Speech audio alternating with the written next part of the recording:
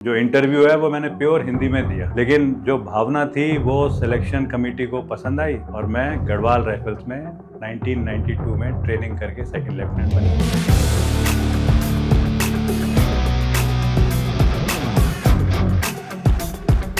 फौज की ट्रेनिंग में तुम्हें खाना खाना हो गया, वेपन चलाना हो गया, दौड़ भाग हो गया, अपने रिलीजन फॉलो करना हो गया, मंदिर को मंदिर नहीं बोलते, मस्जिद को मस्जिद नहीं बोलते, उन्हें बोलते हैं आर्मी या डिफेंस फोर्सेस या पूरी दुनिया की डिफेंस फोर्सेस। उनको जो टास्क दिया जाता है वो है अपने देश का टूल बन के देश की रक्षा करना। वहाँ की जो सबसे बड़ी रेबल फोर्स है उसका नाम है अरकान आर्मी। उन्होंने मेरे को किडनैप कर लिया और जब किडनैप करा तो मेरे साथ में एक इंजीनियर भी था, तो मेरे साथ जो इंजीनियर था वो मारा गया।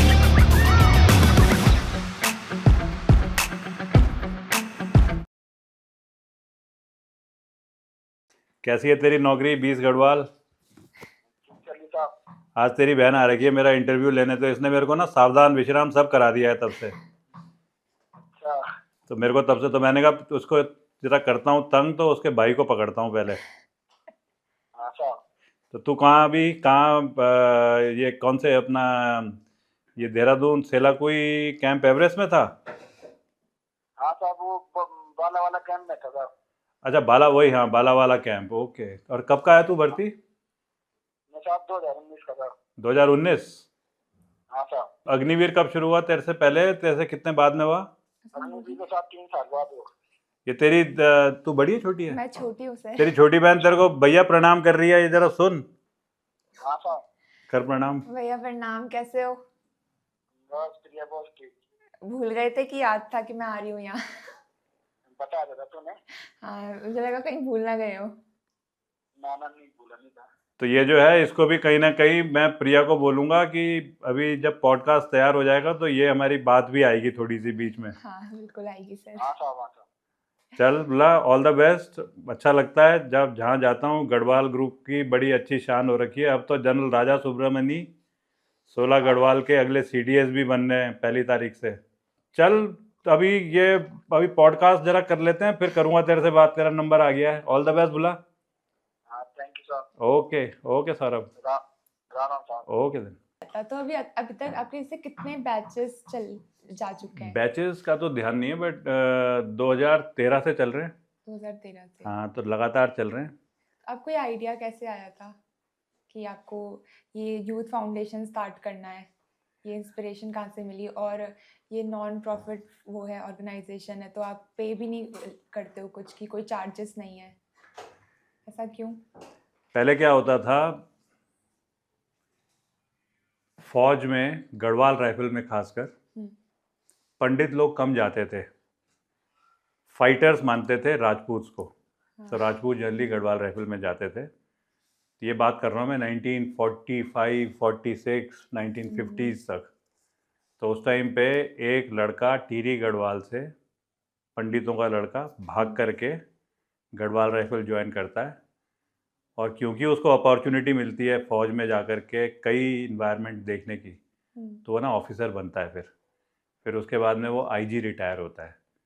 तो वो अपने दोनों लड़कों को, जो उसके 2 लड़के थे, उनको बड़ी अच्छी परवरिश, जैसे हर माँ बाप चाहते हैं वैसे वो देता है। तो उस लड़के का, जो सिपाही भर्ती हुआ था पंडितों का लड़का, मैं उसका बड़ा लड़का हूँ। अच्छा। तो मेरे को हमेशा इच्छा रहती है कि हर पहाड़ी में बहुत अच्छी काबिलियत है, एक बार थोड़ा उसको अपॉर्चुनिटी देनी चाहिए। उस सोच को लेकर के जब 2013 में केदारनाथ डिज़ास्टर आया, तो उसके साथ साथ मैंने एक टीम तैयार करनी शुरू करी, जो केदारनाथ रिकंस्ट्रक्शन में भी लगे, सर्च एंड रेस्क्यू में भी लगे। और उसी को जब हमने तैयार करना शुरू करा, तो कुछ लोग मेरे पास आए कि हमारे बच्चों को फ़ौज में भर्ती कराओ।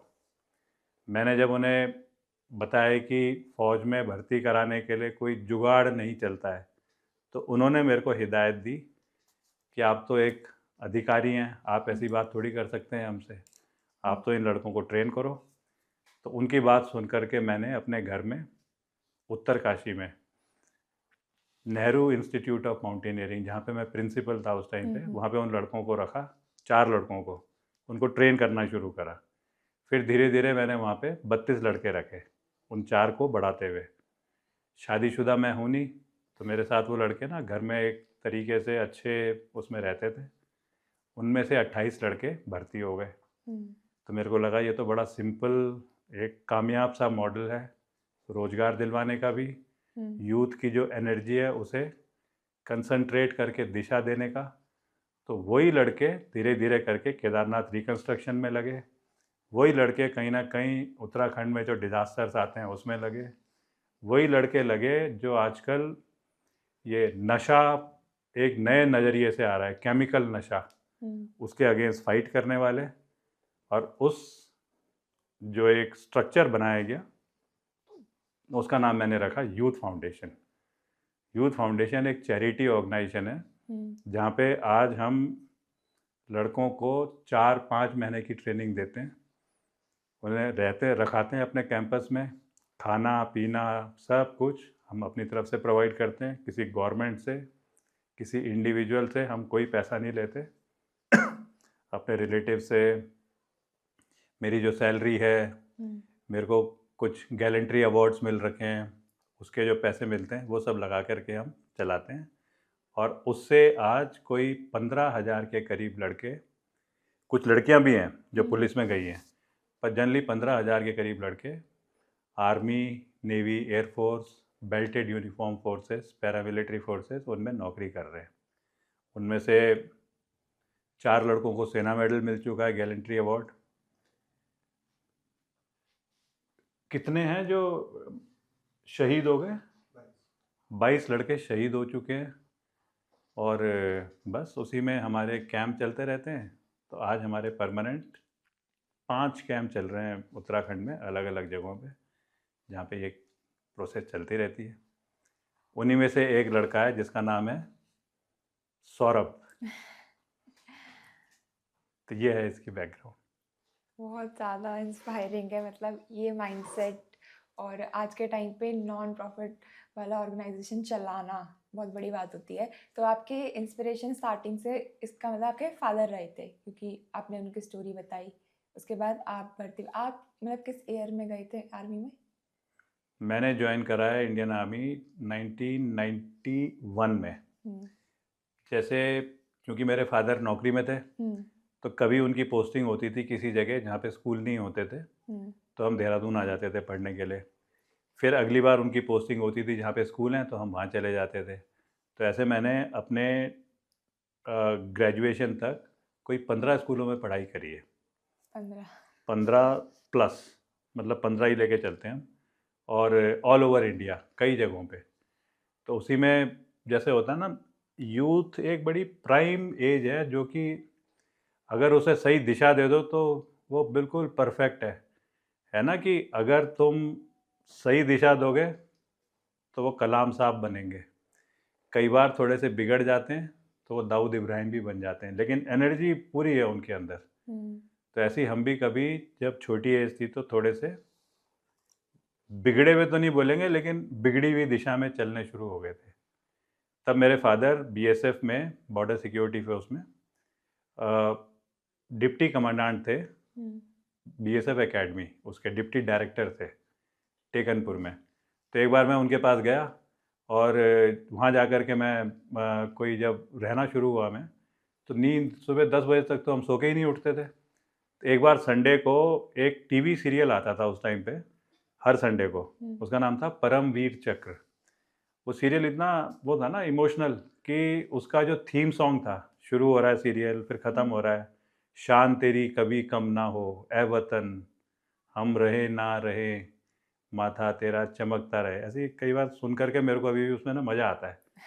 तो क्या हुआ, मैं 9 बजे सो के उठ रहा था, तो वो 9:45 बजे के करीब, तो उस टाइम पे वो सीरियल ख़त्म हो रहा था, लेकिन उसका एक थीम सॉन्ग चल रहा था।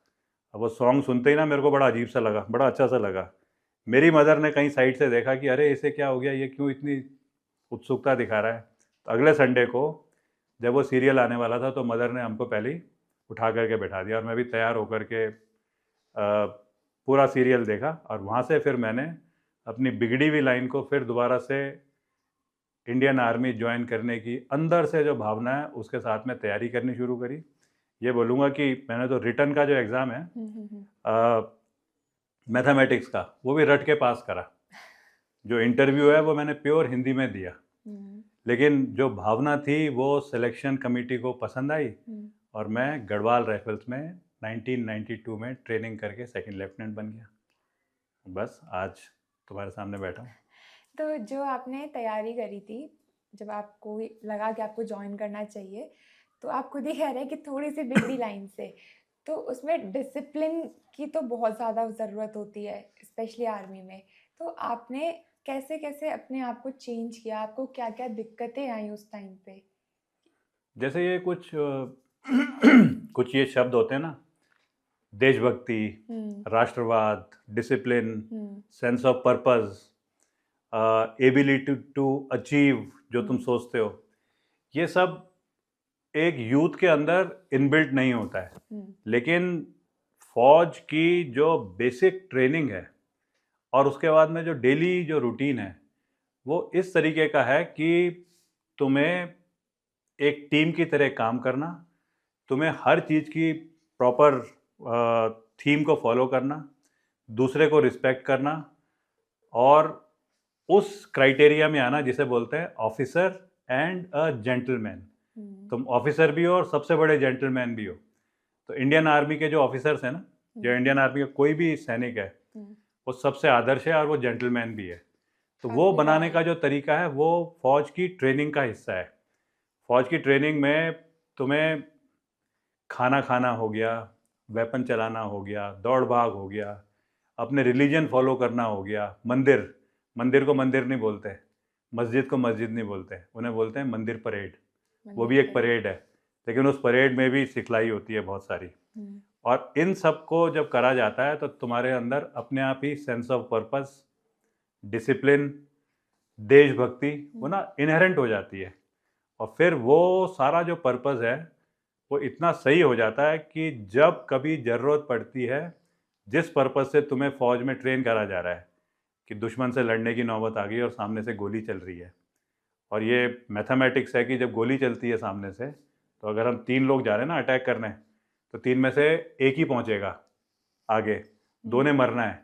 लेकिन उसके बावजूद हम उस टास्क को अच्छे तरीके से परफॉर्म करा जाता है, कर लेते हैं, जिसे बोलते हैं सर्वोच्च बलिदान दे करके देशभक्ति की भावना, मातृभूमि के लिए अपने काम को अंदर की भावना से पूरा करना।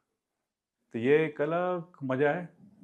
आज भी मैं रिटायर हो रखा हूँ, लेकिन मज़ा मेरे को तभी आता है, ये झंडे लगा के रखता हूँ। सबसे पहले भारत माता का, देश का झंडा है, फिर मेरी रेजिमेंट गढ़वाल राइफल का है, फिर नेहरू इंस्टीट्यूट ऑफ माउंटेनियरिंग, जहाँ से बहुत सारे रेस्क्यूज़ हुए हैं, बचेंद्री पाल भी जहाँ की स्टूडेंट रही हैं, जो एवरेस्टर्स रहे हैं। फिर ये यूनाइटेड नेशंस का झंडा है, ये हो गया ये वाला वाइट वाला यूथ फाउंडेशन का झंडा, ये वाला हाई ऑल्टीट्यूड वॉरफेयर स्कूल, मेरे फादर बॉर्डर सिक्योरिटी फोर्स में थे, उससे मेरे फादर बॉर्डर सिक्योरिटी इसमें सिख रेजिमेंट में थे। कुमाऊँ रेजिमेंट हमारी एक और स्ट्रॉन्ग उत्तराखंड की वो है, और फिर सब ख़त्म होता है दोबारा भारत माता की जय। तो मेरे को अच्छा लगता है। ये कलर भी हरा है, ये तो खैर अलग ही है चीज़। तो बस ये भावना है ना अंदर ऐसी इनबिल्ट हो जाती है कि मज़ा आना शुरू हो जाता है। मैं तेरे भाई से बात कर रहा था तो मैं सब पॉडकास्ट वगैरह सब भूल गया था। मेरे को आया था, अरे वाह, कैंप का लड़का सौरभ कहीं ना कहीं गढ़वाल राइफल की एक पलटन में पता नहीं कहाँ कहाँ ड्यूटी दे करके आ रहा होगा, लेकिन वो एक अलग फीलिंग और अलग एक इच्छा को पैदा करके उसे बढ़ावा भी देती है। ये थोड़ा उत्तराखंड के लोगों में है कि बचपन से आर्मी को लेके, देशभक्ति को लेके उनके अंदर वो चीज़ रहती है कि देशभक्ति करनी है, आर्मी में जाना है। मतलब मैं जितने भी उत्तराखंड वालों लोगों से मिलती हूँ तो उनका मेनली फर्स्ट लव अगर कहें तो वो आर्मी ही होता है। मेरे दादाजी भी बीएसएफ रिटायर्ड हैं। तो बीएसएफ, हाँ, अरे ग्रेट, तो अच्छा। वही तो वो फैमिली बैकग्राउंड आ जाता है। मतलब उत्तराखंड में मेरे को ऐसा लगता है कि हर दूसरे या तीसरे घर में आपको एक आर्मी ऑफिसर मिलेंगे ही मिलेंगे। और आपने अपनी भी बात बताई कि आपने कैसे डिसिप्लिन को अपने ऊपर इम्प्लीमेंट किया। तो सर, जब आप भर्ती हुए थे और जब आज के टाइम पे जो यूथ आर्मी में जा रहा है, दोनों में कितना फ़र्क है? आजकल डिजिटल जनरेशन है, उस टाइम पे थोड़ा सा स्ट्रिक्टनेस भी थी, थोड़ा ज़्यादा ही थी। पेरेंट्स के लिए भी, पेरेंट्स की तरफ भी ना, पेरेंट्स ने बोल दिया कि ये करना है तो करना है, बट आज के टाइम पे इतना स्ट्रिक्टनेस भी नहीं है और फिर मॉडर्नाइजेशन की वजह से बहुत चीज़ें चेंज हुई है। तो आपके हिसाब से क्या-क्या फ़र्क आए हैं? देखो, मेन जो एक थीम है, एक जो पर्पस है, हुँ, जिसकी वजह वजह से आर्मी हुँ, या डिफेंस फोर्सेस या पूरी दुनिया की डिफेंस फोर्सेस जो उनको जो टास्क दिया जाता है, वो है अपने देश की या अपने देश का टूल बन के और देश की रक्षा करना, देश की बाउंड्रीज की रक्षा करना।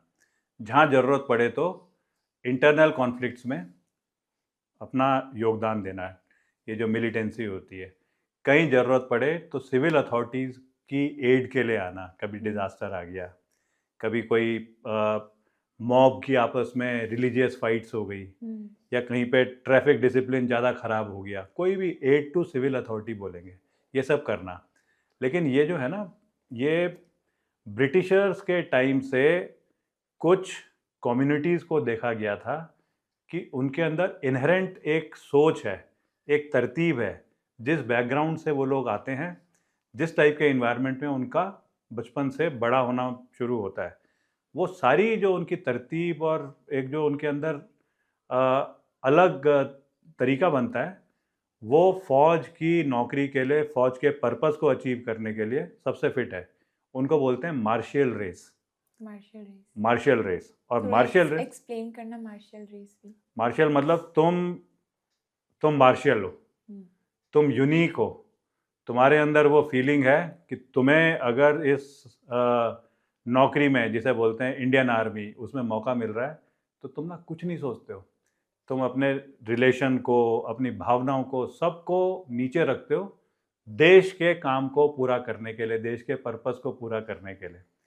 और ऐसे एग्जाम्पल्स जब बड़े बड़े वॉर हुए हैं, सबसे हुँ, बड़े वॉर दो हैं, first world war and second world war, हुँ, इनको ग्रेट वॉर बोलते हैं। जैसे उनमें जिस जिस ऐसी कम्युनिटी ने दिखाया, उनको मार्शल रेस बोला जाता है। हुँ, इसमें आते हैं गढ़वाली, कुमाऊनी, गोरखे, सिख, मराठा, हुँ, और ऐसे और भी कई हैं जो कि कहीं ना कहीं अपने को प्रूव कर चुके हैं बैटल फील्ड में, उन सिचुएशंस में अपनी ताकत, अपनी गाथा कौम की बनाने के लिए, हुँ, जो कि आज भी याद करी जाती है और उसको मोटिवेशन के तौर पे औरों को सिखाया जाता है।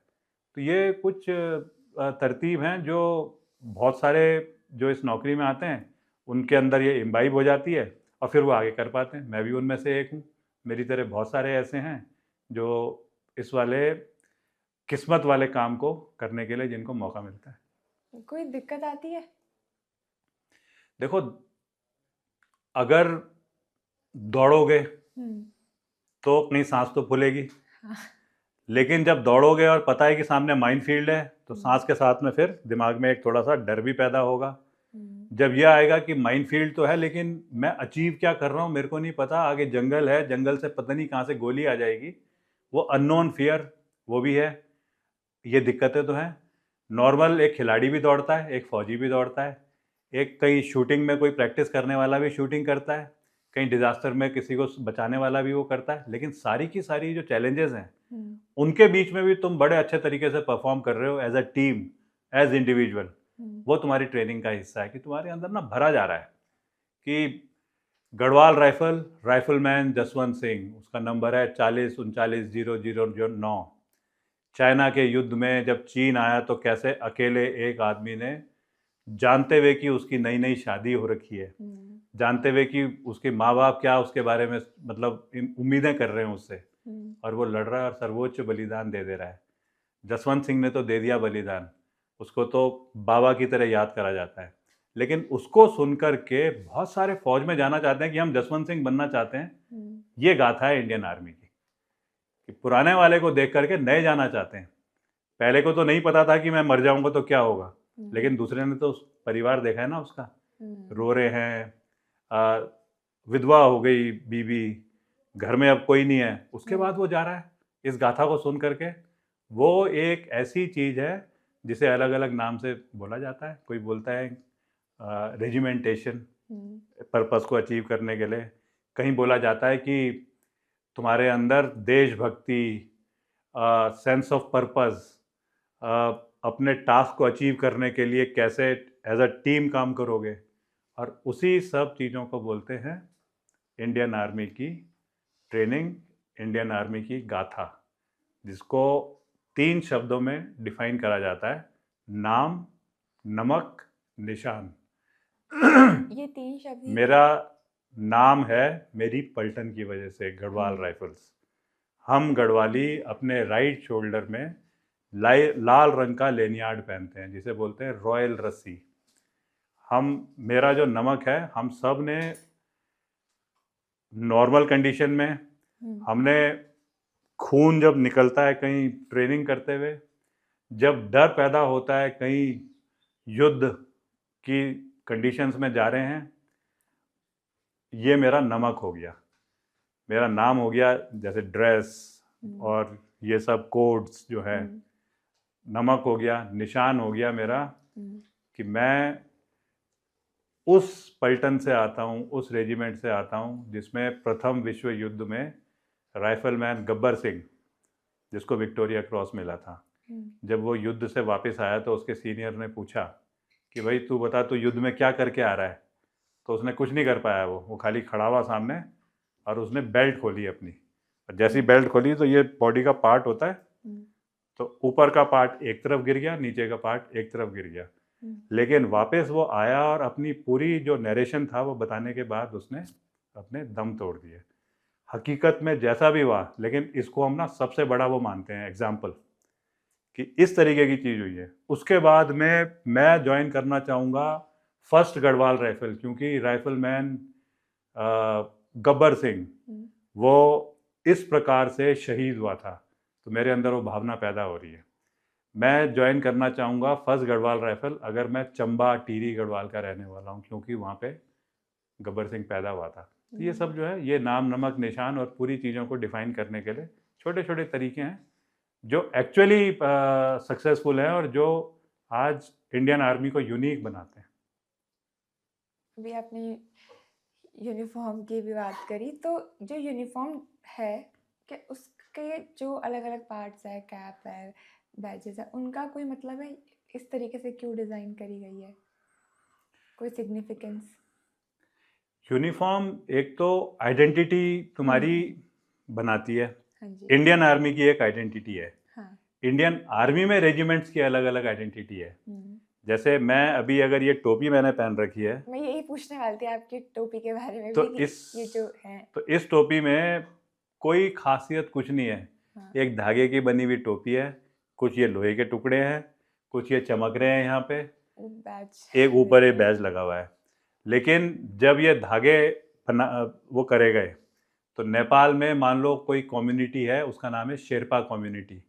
उन्होंने ये धागे बनाने का एक तरीका बनाया, एवरेस्ट रीजन में रहते हैं वो।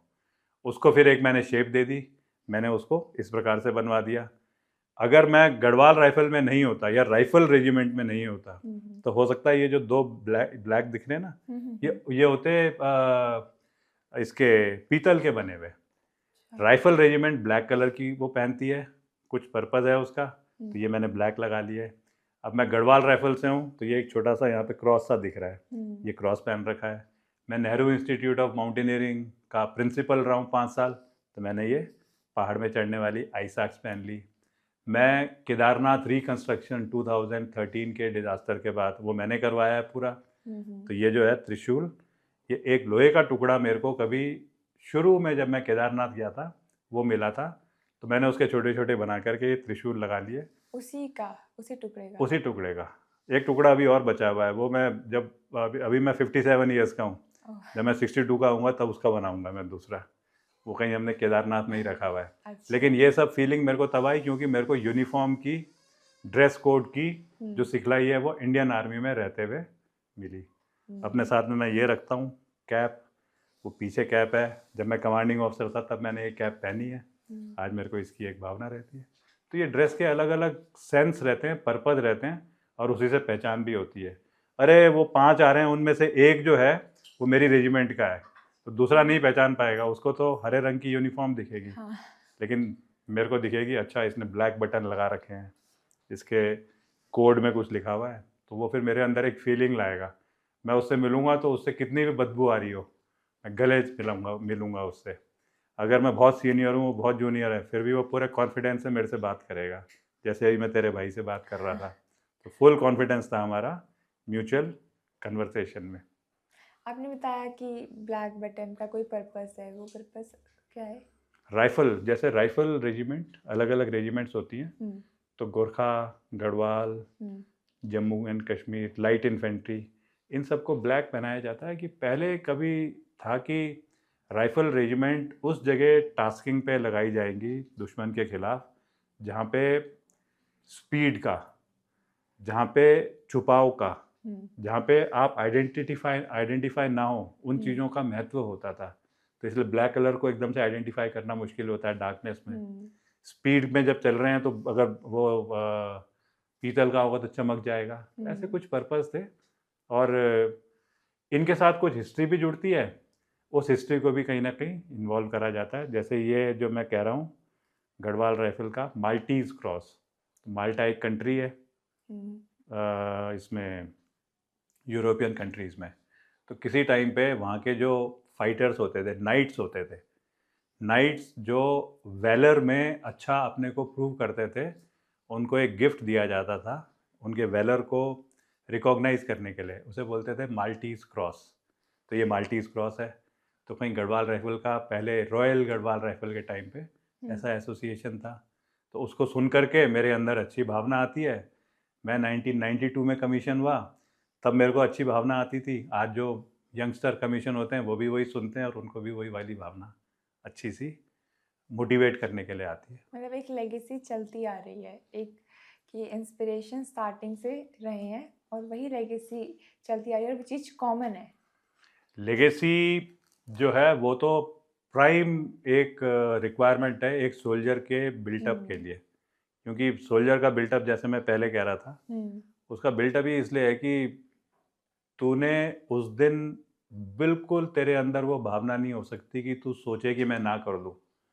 जब वो सिचुएशन आएगी कि तेरे को टास्क दिया जाएगा बगैर लिखित, वर्बल टास्क, हुँ, मतलब टास्क भी लिखित में कोई ऑर्डर नहीं होगा, हुँ, हुँ, हुँ, तेरे को मुंह से बोला जाएगा कि अब सामने दुश्मन है और तुम सब ने जाना है। ये नहीं पता तुम में से कौन किस कंडीशन में आगे पहुंचेगा, हुँ, लेकिन अपने टास्क को तुमने अचीव करना है। तो वो तो लीगेसी और नाम नमक निशान, रेजिमेंटेशन, इन सब की वजह से बड़ा अच्छा सा एक कैरेक्टर बिल्टअप करता है ह्यूमन का। और वही कैरेक्टर बिल्डअप जो है वो डिफेंस फोर्सेस में सबसे ज़्यादा महत्व देने वाली चीज़ है। आपने अभी कैरेक्टर बिल्डअप बोला, वर्बल के उसके बारे में बोला कि ये सब क्वालिटीज़ होनी चाहिए। आपने अपना भी बताया कि आपने जब इंटरव्यू दिया, तो आपकी भावना देख के उन लोग वो बहुत ज़्यादा इम्प्रेस हुए थे और तो जब आप किसी यूथ से अब मिलते हैं, आप उसमें ऐसा क्या देखते हैं कि आपको देख के ये चीज़ समझ आ जाए कि ये एक अच्छा आर्मी ऑफिसर बनेगा, ये एक ज़िम्मेदार नागरिक होने के साथ-साथ एक देशभक्त भी है और एक आगे जाके बहुत अच्छा ऑफिसर बनेगा? ऐसी कोई क्वालिटीज़ जो आप देख के पहचान जाएँ? जब मैं नेहरू इंस्टीट्यूट ऑफ माउंटेनियरिंग, वहाँ पे जब मैं प्रिंसिपल था ना, हुँ, तो एक लड़का था, नाम नहीं लूँगा लेकिन ज़रूर बताऊँगा उसका। वो था चमोली गढ़वाल से, एक हुँ, रिमोट गांव से। हुँ, तो मेरे साथ मेरा बडी बोलेंगे, अंडर स्टडी सहायक बोलेंगे, वो हुँ, मेरी देखभाल करता था। हुँ, तो वो हमेशा मेरे को आके बोलता था कि सर, मेरे ना पापा, हुँ, उनकी तबीयत बहुत ख़राब है, कहीं 70-75 हज़ार रुपये का खर्चा आ रहा है उसमें। कभी उसने मेरे से पैसे नहीं मांगे, कभी वो कुछ नहीं करा। तो क्या हुआ, एक बार मेरी चेकबुक, मेरे चेक उसमें ना सब साइन करे हुए पड़े रहते हैं और यही लड़के अपने आप जहाँ ज़रूरत होती है निकाल करके उसको यूज़ करते रहते हैं। तो एक बार वो लड़का चला गया। अब क्यों गया ये पता नहीं चला।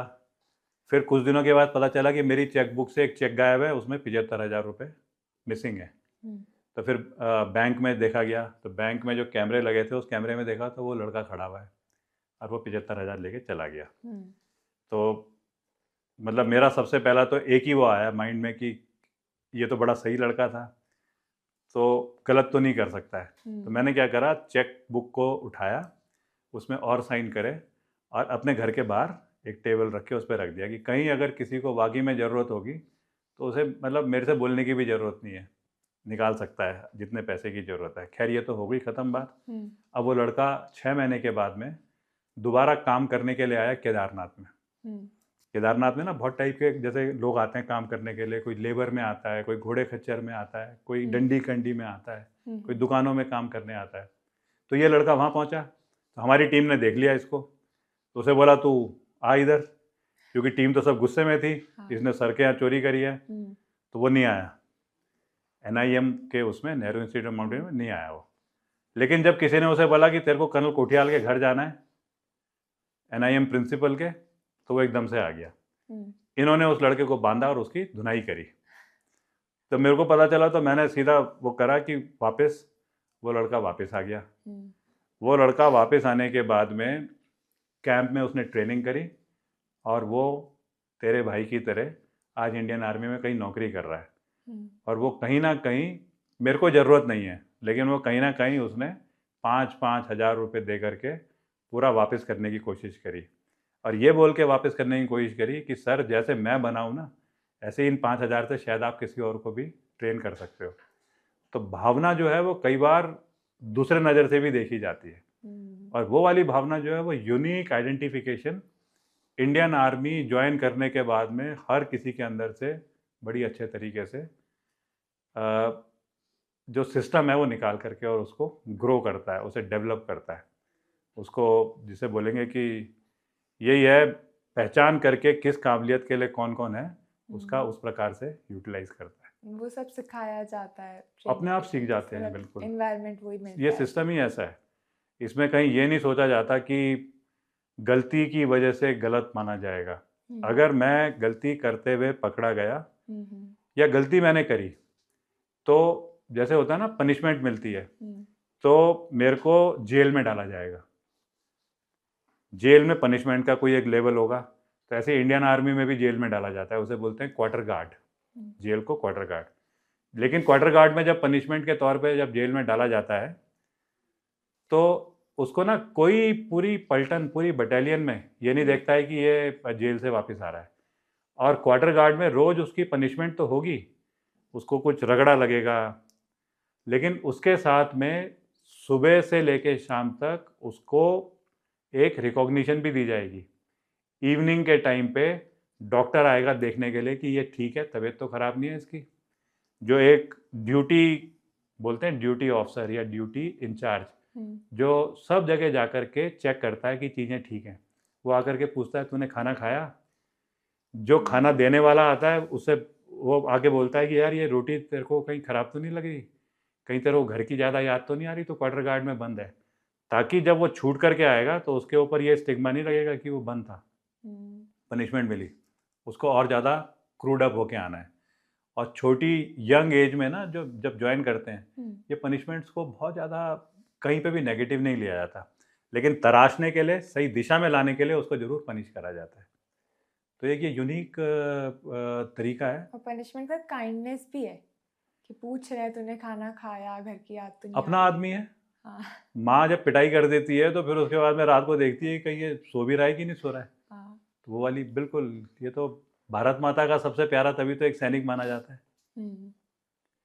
कोई भी नौकरी करने वाला होगा उसके अंदर भी भावना है, लेकिन तुम देखो बस में ना एक IAS भी चढ़ेगा, बस में कोई उसकी तरफ नहीं देखेगा, ना सीट देगा। एक फौजी चढ़ेगा, पता नहीं कितने लोग कोशिश करते हैं यार मैं इसको थोड़ा जगह दे दूं अपने साथ बिठाने की, अरे ये तो थोड़ा बड़ा है तो मैं उठ जाता हूँ, इसको वो करता हूँ। ये भावना इसलिए आती है कि सबसे प्यारा लाल जो है भारत माता का, वो धर्म की वजह से नहीं, वो वर्दी की वजह से इंडियन आर्मी का कोई भी रैंक का सोल्जर है। हाँ, ये देखा भी जाता है कि कोई भी आपको रास्ते में दिख जाते हैं आर्मी ऑफिसर्स, तो छोटे बच्चे भी उनको ऐसे हाई करते हैं। मतलब ये चीज़ होती है कि आर्मी ऑफिसर्स को एक मतलब एक रॉयल जॉब माना जाता है। हम जब स्कूल में थे तो हमारे सर ने बोला था अगर आज के टाइम पे कोई रॉयल जॉब है तो वो आर्मी की है। एक रॉयल्टी वाली फील आती है। मैं भी जब दादाजी के बैचेस वगैरह देखती हूँ तो वो बहुत ऐसा लगता है कि वाओ, मतलब कुछ चीज़ है कि कुछ तो कनेक्शन फील होता है इंडियन आर्मी से। एक ना सेफ्टी भी फील होती है। आप किसी को देखोगे तो माइंड में आता ही नहीं है, नेगेटिव थॉट आता ही नहीं है, ऐसा एक अच्छी वाइब आती है, एक सिक्योर फील होता है। तो इससे पहले बैक टू टॉपिक, आपने वॉर्स के बारे में बताया था। कोई आपकी जो वॉर्स से रिलेटेड कोई स्टोरीज हो? मैं उससे पहले एक चीज़ ज़रूर बोलूँगा, अगर यहाँ पे जो हमारे रिकॉर्डिंग कर रहे हैं ना, अगर अभी हमारी एक स्टिल फ़ोटो खींच लें और फेसबुक में डाल दें तो शायद कुछ लाइक आएंगी। हाँ। तो उसमें और फिर दोबारा थोड़ी देर के बाद एक दूसरी फ़ोटो डालें, उसमें तू ये टोपी पहन ले, तो वो लाइक ना 50 गुना ज़्यादा बढ़ जाएंगी। हाँ। क्योंकि वो देखेंगे ये ना इंडियन आर्मी की है, इंडियन आर्मी की है। तो ये उसकी एक अलग रिकॉग्निशन समाज में है, जो एक सोल्जर अपने तरफ से फुलफिल भी करना चाहता है। उसके अंदर फिर वो भावना भी इस प्रकार की आ जाती है। वॉर की जो बात है, मेरे टाइम पे पाकिस्तान इंडिया का युद्ध नहीं हुआ है, मेरे टाइम पे भारत चीन का युद्ध नहीं हुआ है, लेकिन मेरे टाइम पे कुछ चीज़ें हुई हैं जो जिन्हें बोलेंगे लो इंटेंसिटी कॉन्फ्लिक्ट्स जो होते हैं, या कोई बॉर्डर एरिया में कुछ डिस्प्यूट्स जब होते हैं, उस टाइम पे ना सेना जब इन चीज़ों पे इन्वॉल्व होती है। मेरे टाइम पे मिलिटेंसी की ग्रोथ हुई है 1989 से जम्मू कश्मीर में, और फिर उसके बाद में वो धीरे धीरे बढ़ते बढ़ते उसका नाम टेररिज्म पड़ गया, और फिर धीरे धीरे वो रिसीड होनी शुरू हुई। उन पीरियड्स में मैंने कहीं ना कहीं ऑपरेट करा है, और ये मेरी किस्मत है कि मैं माना ही इस चीज़ के लिए जाता हूँ फौज में कि मिलिटेंसी ऑपरेशंस मेरे कुछ यूनिक रहे हैं, खाली मेरी वजह से नहीं।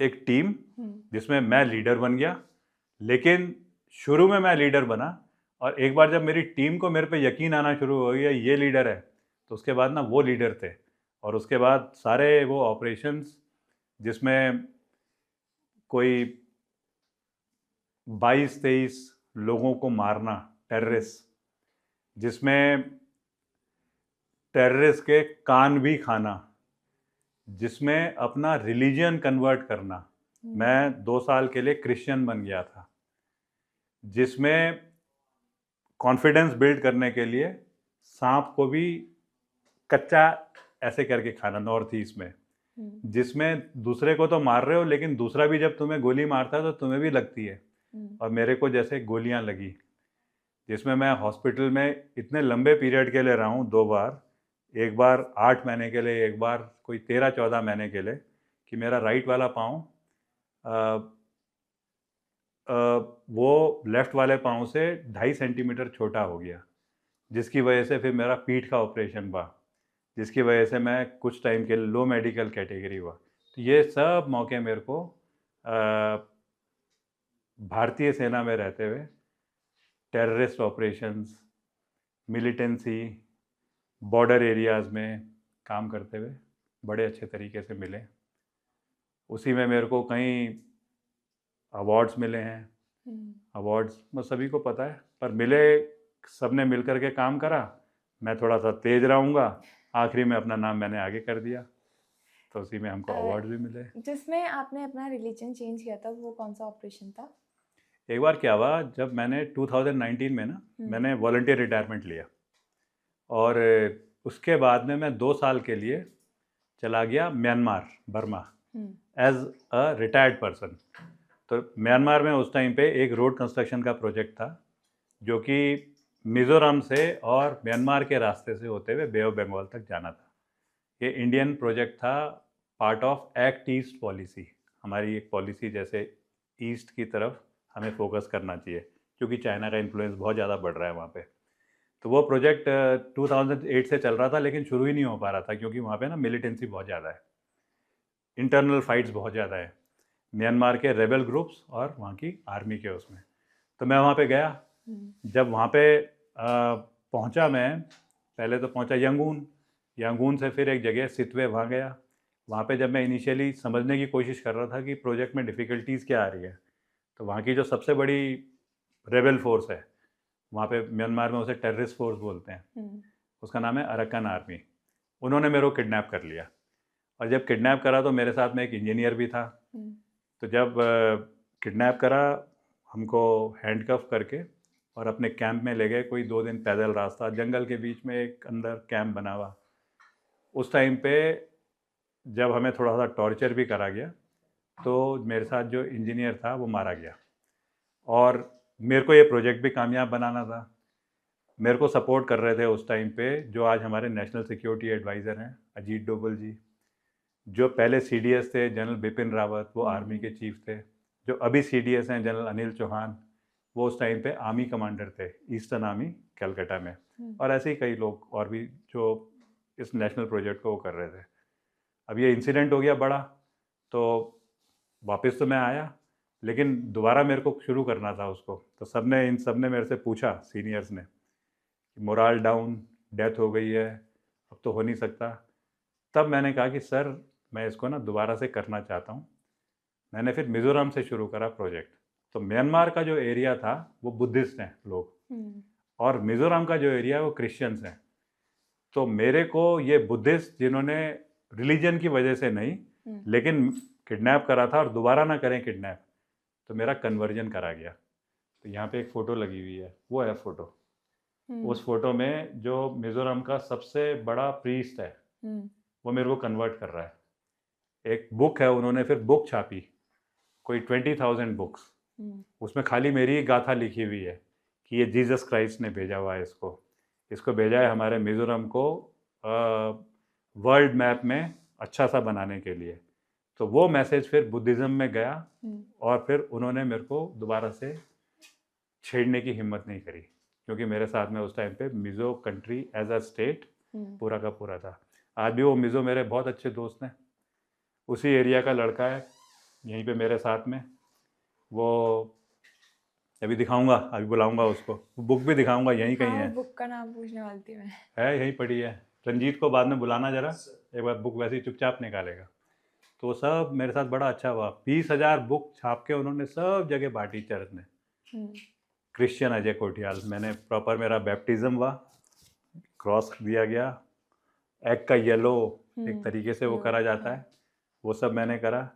फिर वहाँ के लोगों के बीच में और कॉन्फिडेंस बिल्डिंग के लिए मैंने एक सांप भी खाया, उसकी भी फ़ोटो है, वो पीछे है, वो सबसे राइट में, अजगर। ये जो एक लड़के ने वो पकड़ रखा है, ये मैंने खा रखा है, पर आज तो याद भी नहीं है उसका टेस्ट। उस टाइम थोड़ा सा ये था कि नहीं, इस बीच में अगर काम करना है तो ये फीलिंग तो लानी पड़ेगी। तो वो मज़े मैंने ले रखे। तो इस दौरान कभी किसी टेररिस्ट से ऐसे इनकाउंटर हुआ आमने सामने से? टेररिस्ट से तो हमारे बहुत इनकाउंटर हुए हैं, जिसमें अभी आजकल बल्कि चल रहा है कि कुछ टेररिस्ट ग्रुप जो हैं वो सोशल मीडिया में भी एक्टिव रहते हैं। हाँ। तो वो साइलेंटली आजकल मेरे को धमकी दे रहे हैं, मेरे को सब कुत्ते बिल्ली सब बोल रहे हैं वो। और कहीं मैंने किसी फोरम में जब बोलने की कोशिश करी कि उस टाइम पे ये इस टाइप के हमारे इंसिडेंट्स हुए थे, तो वो मेरे को धमकी दे रहे हैं कि तू दोबारा आ जा कश्मीर में, तेरे को हम बताते हैं कि क्या तू जो बोल रहा है इसमें दम कितना है, इस टाइप की चीज़ें। लेकिन टेररिस्ट इनकाउंटर तो हमारे बहुत सा हुए। क्या हुआ, मैं 2001 में जो वर्ल्ड हाईएस्ट पीक है माउंट एवरेस्ट, तो हम माउंट एवरेस्ट पहला इंडियन एक्सपीडिशन था, हम वो करके आए, चढ़ के आए। उस टाइम पे मेरी बटालियन थी गढ़वाल राइफल्स की 4th बटालियन, वो थी पुलवामा, शुपियाँ, उस एरिया में, पीर पंजाल रेंजेस में। तो पहली बार मेरा एक्सपोजर हुआ टेररिज्म में। तो मेरे को याद है पहली बार जब एक ना टीम बनाई मैंने 6-8 लोगों की, अपने ही पलटन के, सारे यंग गढ़वाली। फिर हमने दाढ़ी बढ़ानी शुरू करी कि जैसे लोकल्स हैं वैसे दिखें। फिर हमने कुरान पढ़नी की कोशिश करी। फिर हमने बकरे को ज़बा करने की वो सीखी कि कैसे ज़बा करते हैं, कैसे कलमा पढ़ा जाता है, कैसे चिट्टी नाड़ को आइडेंटिफाई करा जाता है। फिर उसके बाद में हमने अपने को टेररिस्ट की तरह पोज करने की कोशिश करी, और फिर उसके बाद में हम एरिया में घूमने शुरू हुए कि कुछ इन्फॉर्मेशन मिलेगी। तो फिर हमें इन्फॉर्मेशन मिली। उस इन्फॉर्मेशन के बेसिस पे एक जो मेरा पहला ऑपरेशन था, उसमें हम एक हाइट के ऊपर पहाड़ों में बैठे 2-3 दिन की तैयारी करके कि इस बीच में कहीं ना कहीं कोई मूवमेंट दिखेगा। उस मूवमेंट में हमें आइडेंटिफाई करना है कि टेररिस्ट हैं या नॉर्मल मूवमेंट है। और वो हाइट्स ऐसी हैं जहाँ पे कोई रहता नहीं है, वहाँ पे भेड़ बकरी वाले आते हैं। तो अचानक फिर हमको एक दिन दिखे 2 आदमी बड़े ऐसे जिग जैग में चलते हुए, कभी एक पत्थर के पीछे रुक रहे हैं, फिर चढ़ रहे हैं। तो 2-3 घंटे जब उनको आइडेंटिफाई करा तो उनके पीछे चल रहे थे 2 आदमी और। वो 2 आदमी थे टेररिस्ट। अब हमें नहीं पता था दूर से, हम उनको फॉलो करते रहे। फिर एक जगह आई जहाँ पे पहाड़ में जैसे हट्स बने होते हैं, हाँ। उन्हें बोलते हैं ढोक। ये बेसिकली भेड़ बकरी वाले उसमें अपना टेम्परेरी सस्टेनेंस करने के लिए भेड़ बकरियों को चराएं भी और खुद रहे भी, वैसे रखते हैं। तो फिर वो ढोक में जाके घुस गए दोनों। 2 टेररिस्ट ढोक के अंदर, और जो पहले आगे 2 चल रहे थे उनके, वो बेसिकली एक गाइड्स रहे होंगे, वो अपना निकल गए। इनको फिर हमने जब थोड़ी देर ऑब्जर्व करा तो दिख गया कि इनके पास वेपन भी है। तो तब फिर पहला वो था मेरा टेररिस्ट के साथ में एक्सपोजर। मैं उस टाइम पे नया नया एवरेस्ट चढ़ के आ रखा था, मेरे को गैलेंट्री अवार्ड मिल रखा था, शौर्य चक्र, तो वैसे ही आदमी अपने को हीरो भी समझता है। यंग भी थे, यंग मेजर। तो हमने कहा हम मारेंगे इन टेररिस्ट को। तो फिर वो 50 गज की दूरी पे हमने वेपन जो हमारे पास था, ऑटोमेटिक वेपन, वो लगाया, जिसको बोलते हैं लाइट मशीन गन।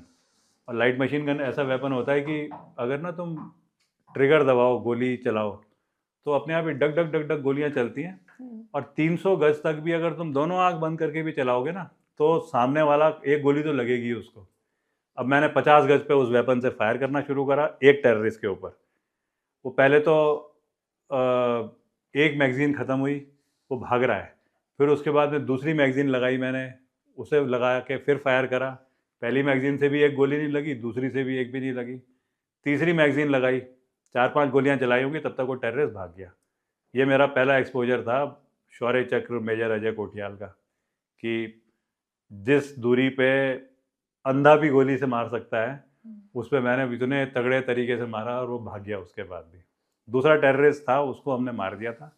पर फिर धीरे धीरे मेरे एक्सपोजर होते रहे टेररिस्ट ऑपरेशन में, और फाइनली फिर मैंने टेक्निक सीखी, तरीके सीखे, लोगों से मिल कर के इंटरेक्शन करते हुए उनकी जो टेक्निक होती हैं टेररिस्ट की, वो सीखी।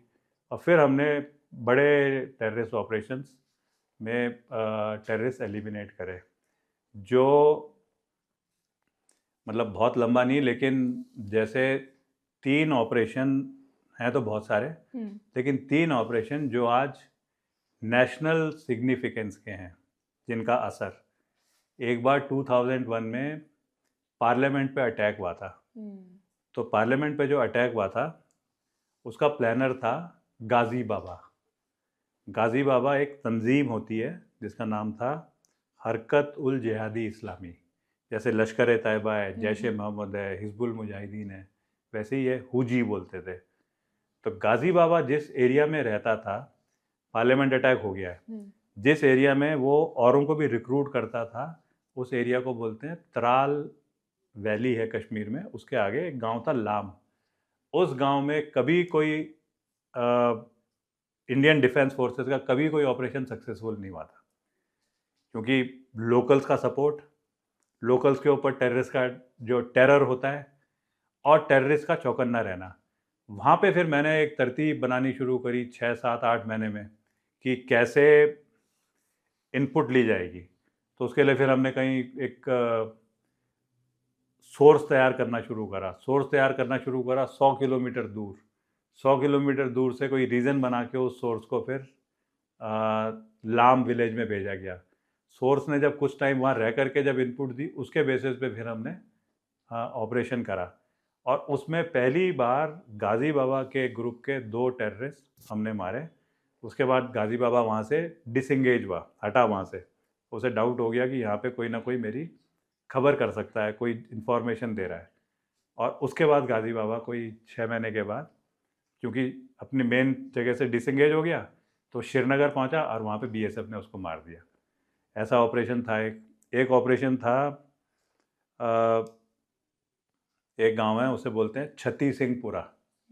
छती सिंहपुरा में सिख कम्युनिटी जो है, सिख कम्युनिटी का मास लेवल पे मैसेकर करा गया था। तो जिन टेररिस्ट ने मैसेकर करा था, उनको कोई 7-8 महीने तक आइडेंटिफाई करने के बाद, उनके बारे में जानकारी लेने के बाद, उनके मूवमेंट के पैटर्न को समझने के बाद, फिर हमने खुद टेररिस्ट पोज करते हुए उनके एरिया में एंट्री करी। और क्योंकि हम टेररिस्ट की तरह पोज कर रहे थे, मतलब दूसरा भी एकदम से हमें नहीं वो कर सकता कि ये फ़ौज है, और हम उनके नज़दीक पहुंच पाए और फिर हमने वो उन जो मेन उनके जो 3 टेररिस्ट हैं उनमें से 2 को एलिमिनेट करा। तो ऐसे कुछ ऑपरेशंस हैं जो सिखलाई के बाद में, एक्सपीरियंस के बाद में मेरे को वहाँ पे करने के मौके मिले। लेकिन कई बार क्या होता है कि ये ना, ऐसा नहीं होता है कि खाली तुम्हारे को ही सक्सेस मिलती है, दूसरा भी तुम्हारे को टारगेट करने की कोशिश करता है।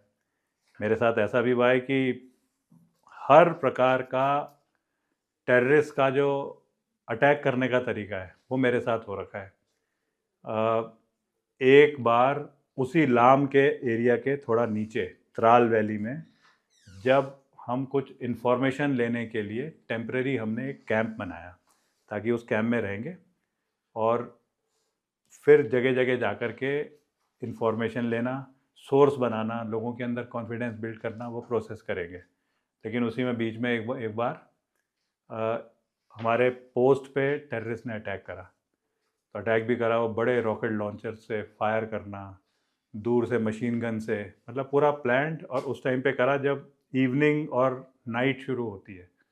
तो हम बड़ी कोशिश करते रहे, लेकिन पहले तो अपने को ही सस्टेन करने के लिए उसमें एक रॉकेट आया कहीं से ऊपर से, और वो एक सूखे पेड़ पे, जो कि हमें कहीं उम्मीद नहीं थी कि ऐसे करके टकराएगा पेड़ से, और पेड़ से टकरा के वो डिफ्लेक्ट हुआ और डिफ्लेक्ट होके मेरे बगल वाले टेंट में ऊपर से आके गिरा और फट गया। उसमें मेरे 2 बंदे मारे भी गए। एम्बुश में फंसा हूँ। एम्बुश में भी सीरियस कि अपना ये जो बोलेरो, सूमो, ये गाड़ियाँ जो होती हैं, ऐसी एक गाड़ी में हम एक बार जब टेररिस्ट के मेन एरिया में सिविलियंस बन के अंदर घुसे, तो आइडेंटिफाई, कहीं उनको डाउट हुआ और आइडेंटिफाई हो गए। तो उसके बाद उन्होंने घेर करके हम पे फायरिंग करी। तो उसमें हम बच तो सारे के सारे गए, लेकिन हमारी गाड़ी में 156 तो गोलियां एम्बेडेड थी, सारे शीशे टूट गए थे, सारे टायर बर्स्ट हो गए थे।